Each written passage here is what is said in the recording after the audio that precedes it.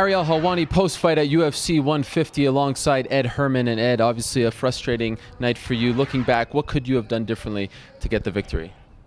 I should have tried to get up more off bottom.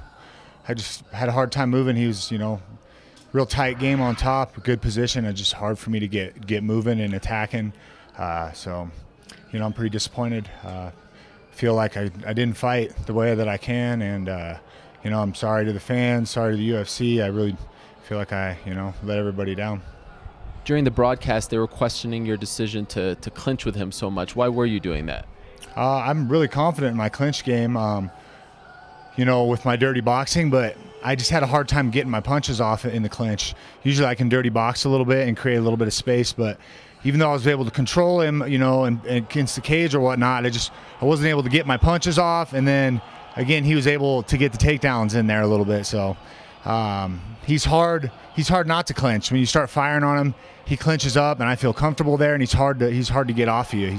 He's real tight on the ground and in the clinch. So. What's going through your mind when you hear the crowd booing? Does that make you anxious? Are you trying to do something that you're not trying to do? Are you straying away from the game plan? I don't know. The crowd was probably booing because the fight wasn't very exciting. I was trying to, the first round, my game plan was kind of press him against the cage, kind of wear him down, land some strikes, some knees, beat him up a little bit, and then, try to work from the outside in the second and third round. But I just wasn't able to do that like I wanted to. So, I've got to go back to the drawing boards and try to get better next time.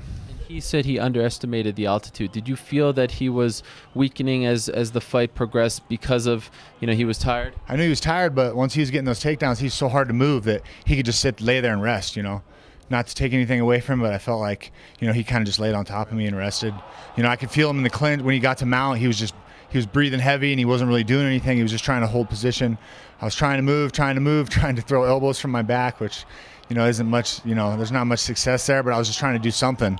Eventually I was able to get away a little bit, get my guard back, but again, he's got such good position, I just couldn't get him off of me. So did you kind of wish the ref would have stood you guys up when he was there? Great for me, of course.